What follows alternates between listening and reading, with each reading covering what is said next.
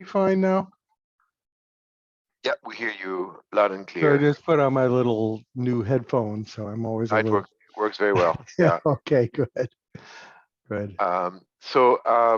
Shall we start? Ben, you want to kick it? Sure. Start things off, definitely. Hello and welcome. My name is Benjamin Yablon. I'm joined by my co-host, Cyrus Hodis. Together we are interviewing Professor Sandy Pentland. Sandy is a world-renowned data scientist. He directs the MIT Connection Science. It's an MIT-wide initiative. Previously, he helped create and direct the MIT Media Lab and the Media Lab Asia and India. He is one of the most cited computational scientists in the world. Forbes declared him one of the 7 most powerful data scientists in the world, along with Google founders and the chief technical officer of the US. In addition, Sandy has worked extensively at the OECD. Cyrus and I are both special advisors at the OECD. Cyrus on the AI Policy Observatory, and I was on the Blockchain Advisory Board. Sandy, however, was on both. So Sandy is a Web3 pioneer, to say the least. Enough about us. I will turn things over to my co-host Cyrus for a brief introduction, and let's jump into some questions. Excellent. Thanks, Ben. And excited to have you, Sandy. Really looking forward to this conversation. Yeah, just a bit of my background. The work that I'm doing also right now, I'm with a venture called Valde that launches a protocol called Blockchain Web Services. And I mentioned that because it's relevant to this conversation. It leverages blockchain technology and the technology around proof of work to do proof of useful work, which is machine learning in the cloud. So you see emerging this technology starting to emerge and hopefully have a massive impact. And that's exactly the sense of the conversation, the turn of the conversation we'd like to have with you to understand, to give us shed a better light into where we're going with these 2 powerful emerging tech. Did you want to start the first question, Ben? Most definitely. So Sandy, you recently hosted the Web3 Summit at MIT. What came out of it and how would you define Web3? Start with some level setting, please. Yeah. So we hosted this great big thing at MIT. We just hosted one out here in San Francisco also, and the next one will be at Davos. And the reason to host this is I think that there's a lot of promise around it, but there's an incredible amount of noise around it also. So a lot of the noise comes from the sort of crypto community that's moving over to this other sort of way of thinking about data. But the typical things in that community are you don't have actual identity, you have pseudonymous identity. They've historically had proof of work, which is very expensive, and moved to proof of stake, but often that's not as scalable as you need to handle worldwide types of problems. Also, people often talk about it as if their one method is going to take over the world, where I think it's really obvious that there'll be several. So you have to think about a world with many of these things operating, many of these blockchains, the Web3 things, and how you're going to transfer data and value between them. And in fact, that's been the major point of hacking recently, is just people are stealing money as you move from one thing to the other. So the way I define Web3 is blockchain. It's ledgers that are distributed, not necessarily to the individual level. It could be like a consortium of banks, all of which have ledgers so that they can account for what's happening between them. It has AI, which you think of as smart contracts. So there are some things you can do and some things that this blockchain mechanism just simply won't do.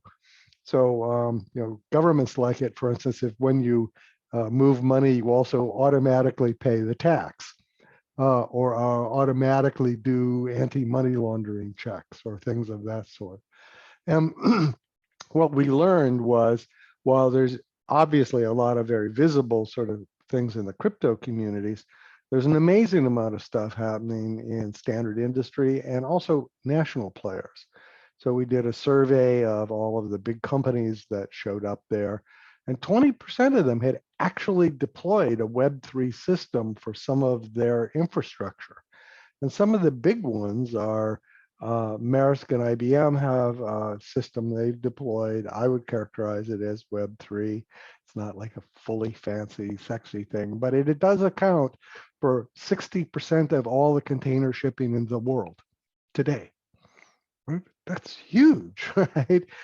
We had the CTO for SWIFT, the interbank money transfer system, and they're deploying a distributed system that has distributed ledgers on a blockchain with various sorts of AI running on it for smart contracts. So this is the major way we move money around the world. And they're moving and playing to these sorts of things because countries are now demanding that nobody should be able to shut off their access to their resources. They want their own ledger. They want a distributed ledger where Joe Biden can't say, oh, by the way, you don't own your money anymore. That shocked a lot of countries. And so they're really wanting to move to this. So I think that what Web3 is still up for grabs. It's got blockchain in there. It's got AI in there for sort of smart contracts, for behaviors that you could do on it. It's got some notion of identity. And I think that regulators are going to insist on some sort of fairly standard sort of identity, perhaps distributed, so it's not controlled by the government, but synonymous identity is not going to be a major player in these large scale systems.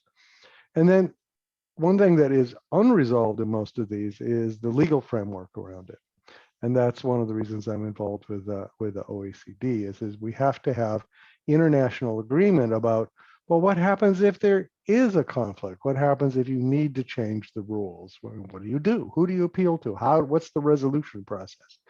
And I ran a discussion group with Club de Madrid, which is all the former prime ministers in the world. And they thought that this governance issue was actually the most important thing to settle quickly and immediately, because in the end of the day, that's the thing that makes the system stable or not stable, acceptable and worldwide or not. Right. The interoperability of the various legal frameworks is a key point to settle it. Without becomes increasingly difficult to scale any of these initiatives or to regulate them properly. Yep. And you mentioned the banking sector, and that's very much a focus, including at the OECD, of blockchain technologies. But it's, as you very well know, it's much beyond that. What are the main Web3 trends that you are witnessing? And in particular, we're very interested also to see what are the trends that you're seeing in Asia, starting with China and maybe an example in Singapore, because I know you're quite familiar with the environment there. Yeah. So one of the things that surprises people is that nations, trading nations in particular, are very forward in this. They're really building things. And China has had something that you'd have to call Web3 for operating data among cities and citizens within China for several years. I'm told it has, for a beta test, it's pretty large. It's 150 to 200 million people. And they're very open about wanting to move this to all of the Belt and Road investments that they've done. They would like all those ports and mines and other sort of facilities to run on their rails.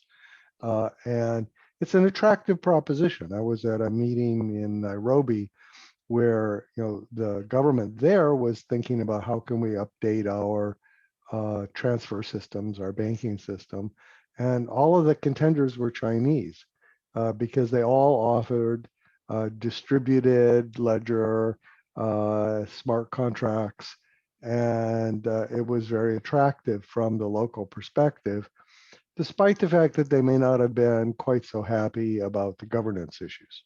Mm-hmm. Right? And from China's point of view, this is necessary to be able to secure their trade routes and their supply routes. It's really an important existential question.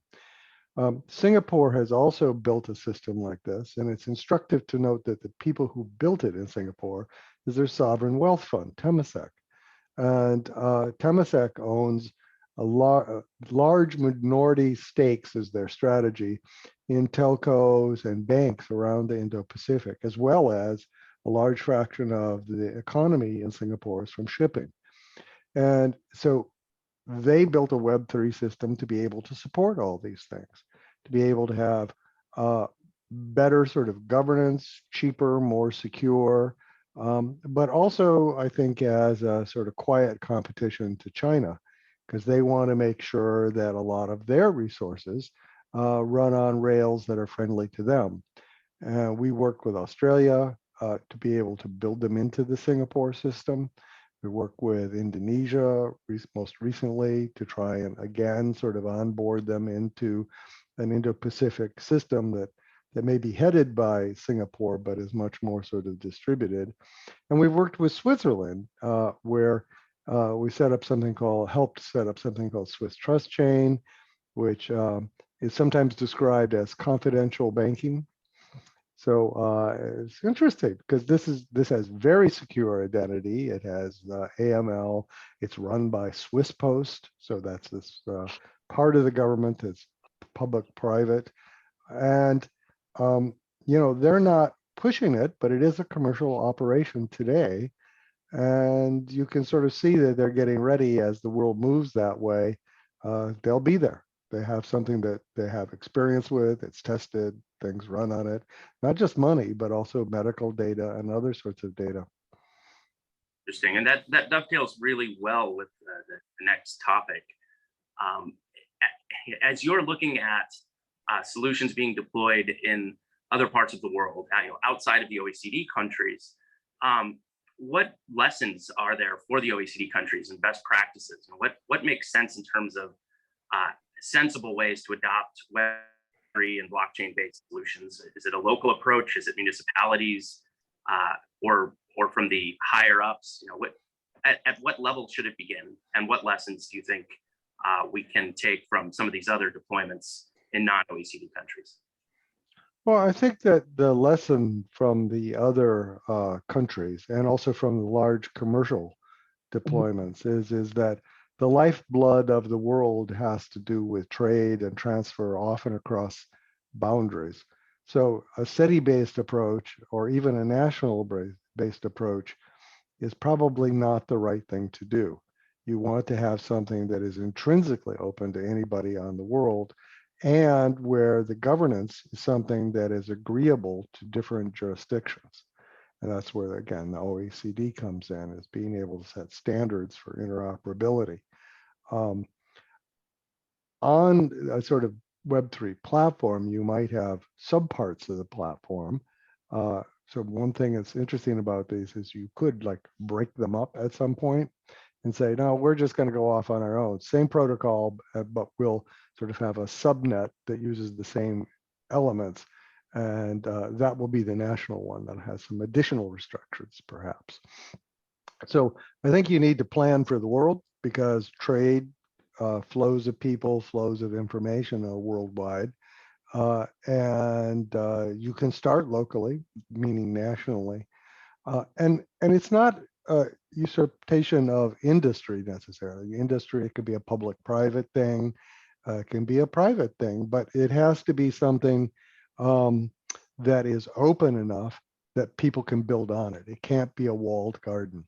It has to be something that is like the internet. We actually call it the interledger, where you can build new businesses of various sorts within the regulatory framework that you want to have to make sure that consumers and businesses and nations are all secure in their ownership of their data and their ability to operate.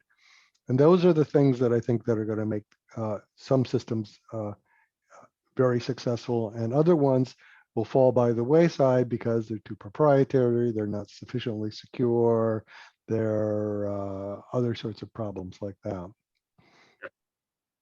as Ben mentioned, we talked to Eva Cayley last interview, and you can also help us shed a light on the convergence of the OECD recommendations. So on the one hand, you have the AI principles that have been released, adopted by the G20, which was a big deal.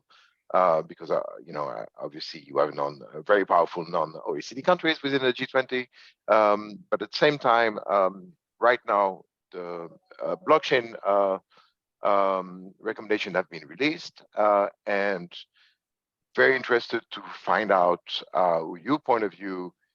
How can this both set of recommendation help the G20 countries to compete? Well, so Web3 is blockchain plus AI, plus a couple of other things like identity, and perhaps integration of IoT. So these things, these standards, these principles are specifications for what the governance ought to be and the typical sort of behavior of these systems ought to be. And I think that they will help make the systems more reliable and more trustworthy, because while the core system may be trustworthy because it's all software that works in some wonderful way, you have to look at how that's embedded in the real world. And that's what the various sorts of things that the OECD, these resolutions, these principles are about, is how does it interact with society?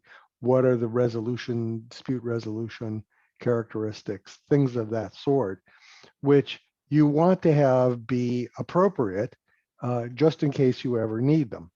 And so having those have Web3 systems that follow those recommendations will make them more attractive commercially, as well as practically, even if it's a non-commercial sort of system. That's something we should propose to the OECD for your lab to implement a Web3 system to We'd be happy to do that. Yeah, we're talking with a variety of people to actually, excuse me. We'd be happy to do that. We're working with a variety of people to actually build out systems like that as open source example systems. In fact, we have an effort with the World Bank and Ernst & Young to build digital common goods that are Web3 systems for nations, to give them a state-of-the-art operating system.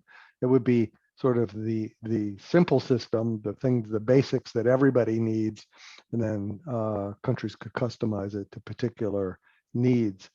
But the power of this is if everybody moves to these more secure systems, multi-ledger systems that are provably able to conform to various sorts of standards, the world will be a lot safer place. And we'd love to see that. And from the sort of sustainable development goals point of view, where I also work, it helps us build a better world in that sense. And so we'd like to see these things adopted very broadly, because they're quite a bit better than the patchwork of software and paper and stuff that you see most places in the world. Definitely. When Cyrus and I first discussed doing these interviews and we're chatting about AI and blockchain, he said something incredibly interesting to me, which was that when he thinks about AI, one of the key problems is trust. There's a lack of trust in parents. And when he thinks about blockchain, it's a solution for trust. It allows us to disintermediate trust. So between those two, it would seem there's some very compelling synergies from a mechanical standpoint to use some of the principles in the blockchain side to answer some of the vexing questions on the AI side. And this is an initiative that Cyrus and I have talked through for a while. It's something called Leviathan that looks at ways to do that. And I think it would dovetail sort of in an interesting way with what you're looking at from the OECD perspective. And Sure. really, my question to you is what's missing? So I see plenty of gaps, but what are the most glaring that you're looking at to fully develop Web3? Well, first of all, let me comment. name Leviathan is very unfortunate. You should really find something different, like, you know, servant of all or something like that, right? As opposed to master Gentle giant. of all. Yeah. Yeah. I mean, because the Leviathan is associated with absolute monarchy, right? It's like, oh my God, this is exactly what we don't want, right? So that's a little sort of side comment. The things that are important here, I think, are having systems that are understandable, simply understandable by almost everybody, so that you can have a predictive model in your head of what's going to happen, and that it's something that is, you know, on your side. It's helping you be who you want to be. Right? That's really got to be the goal. Otherwise, people won't like it, won't use it, will fight it in various ways. And too many systems are focused on the system, where all of us are supposed to serve the system. No, other way around, right? And you know, the best example out there, which is not a complete example, but is the Estonian system, which has proven itself, first of all, resilient to full-on cyber attack by Russia. That's an unusual and amazing thing. When they put their blockchain tax system in place, the VAT system, they found that people liked it. People liked it because they could see all of the transactions. It wasn't controversial anymore. It wasn't he said, she said. And in fact, tax collection went up some 15%. That's and people were happy about it, right? Because now it just sort of worked. That's incredibly instructive. And I remember when I was doing a little bit of consulting, giving a talk and stuff for the EU presidency, I was there. And the CTO of the country, incidentally, they have a CTO. That's pretty good, right? They have for a long time. The CTO of the country and I were sitting in a restaurant, and he opened his laptop and showed me his medical record, because you have the right to see your medical record, and you see everybody who's ever accessed your medical record and why they did it. And it's a secure identifier, so you know who that person is. Now, that's sort of transparency and accountability that builds trust. You know, there's not another country on earth where you can see what's being done with your medical record, right? And not certainly without a lot of falderall. I mean, we were sitting at a restaurant, right? You know, same thing with your tax, same thing with other interactions.